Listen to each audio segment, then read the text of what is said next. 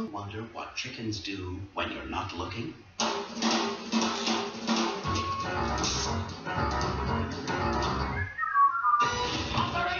Cover! No chicken escapes from Tweedy's farm! You've got to get out of here.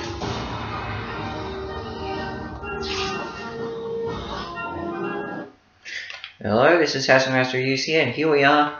Time to review what I was planning to do when I said I was going to review something involving chickens. It's Chicken Run. Iron Man Animation's first movie they ever released, with collaboration from DreamWorks Animation back in the year 2000.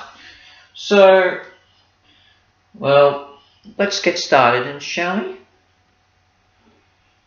I'll just get background all set before we begin.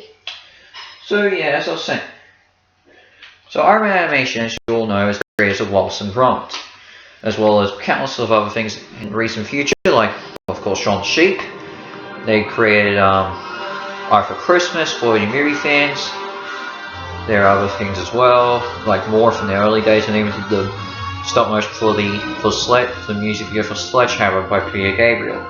So this is their first movie, and it was about, and this is a landmark movie in terms of animation. I mean, it's thanks to Chicken Run that we ever got the Oscar for Best Animated Feature, so yay for this.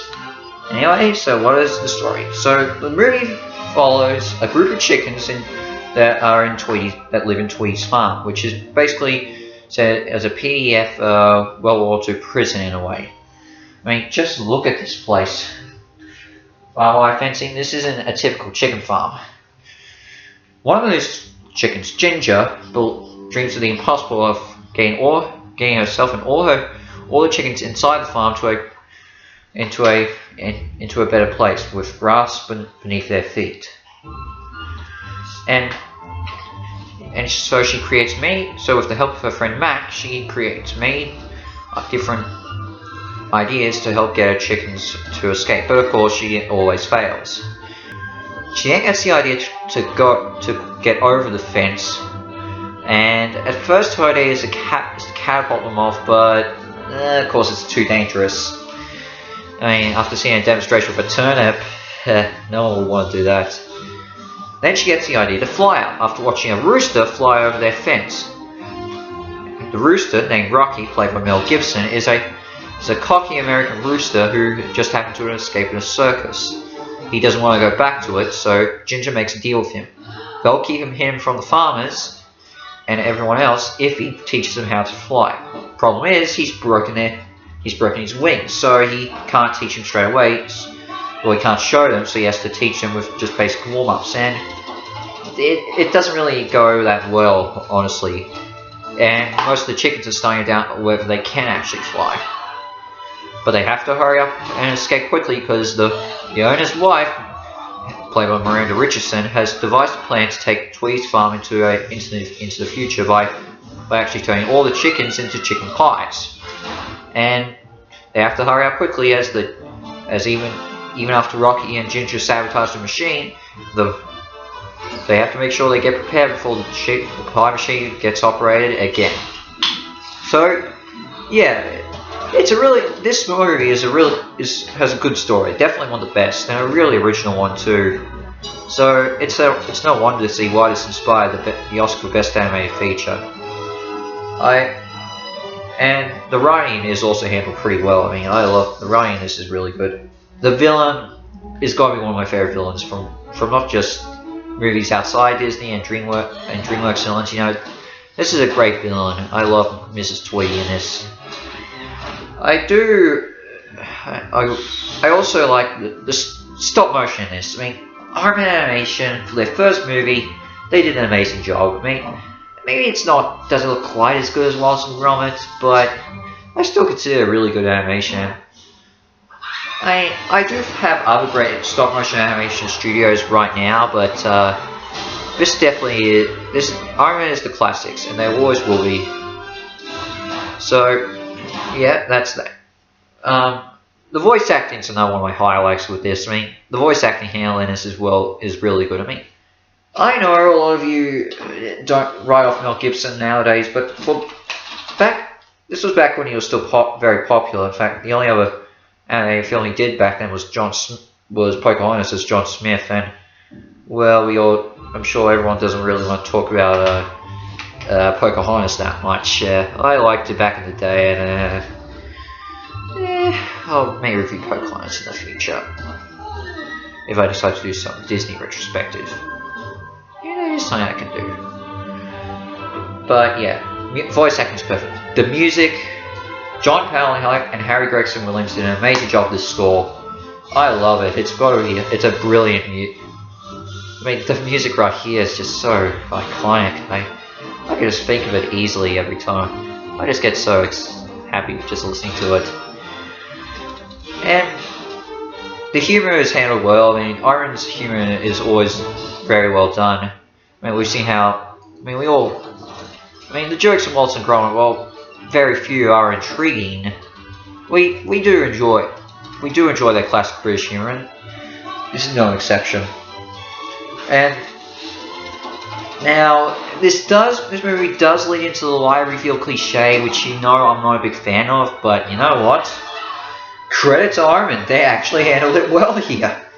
But a lot of the early DreamWorks movies that use the lie reveal cliche, I find actually do it pretty well. I mean, even Shark Tale, which I might review one day, I don't mind the lie reveal cliche there. They handle it better. In fact, to be honest, DreamWorks and Ironman learned using the lie reveal cliche later on in their movies. Yeah, they were really bad. I'm not going to get straight into it. But in some of their other films, like, well, one obvious one I can say is Flushed Away. It definitely doesn't work. Now, is there anything else I don't like in this? Well, I do get confused with one thing, just one thing. Now, it's established early in the movie that Mrs. Tweedy Tweedy's farm is pretty much in a really bad spot financially, so she creates an idea when she then buys a pie making machine, and how does she get the money when they're pretty much almost broke, That's just the only problem I have with this. It's just, I can't believe she was able to get all that a loan from the bank that easily if Tweedy's farm's just pretty much struggling that badly. So, yeah, I don't know how, maybe that's just me being nitpicky, but I'm just saying, how was she able to get all the money to buy the pie machine? I'm just saying.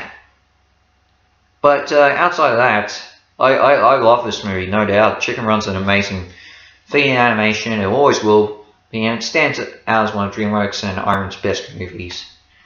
Maybe Wallace and Gromit might be better, but because of the Were Rabbit, that is. But this is definitely a classic, and it always will be. And as I said, it remains an inspiration It's going to remain a classic because it helped inspire the Oscar for Best Animated Feature. So, hands up for Chicken Run.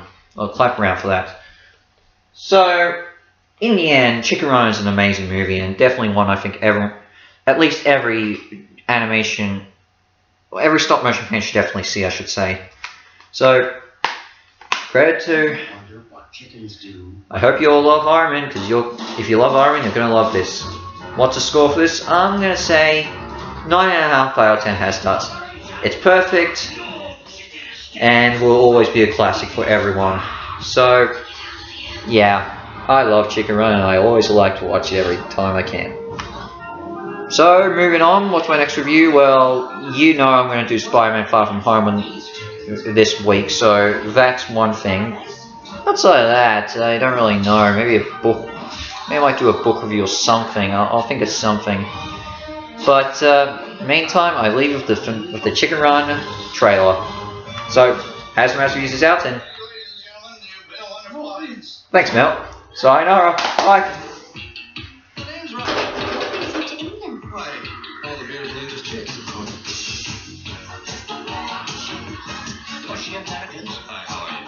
Over 8, over 6, and over here. Which bug is mine? What is it? It's a pie machine. Chickens go in, pies come out. Oh, what kind of pies? We're all going to fly over that fence, and Mr. Rose is going to show us how. Did you say fly? I don't want to be a pie. award-winning creators of Wallace and Gromit. Before you can say mixed vegetables, It's a better place out there. get ready to fly.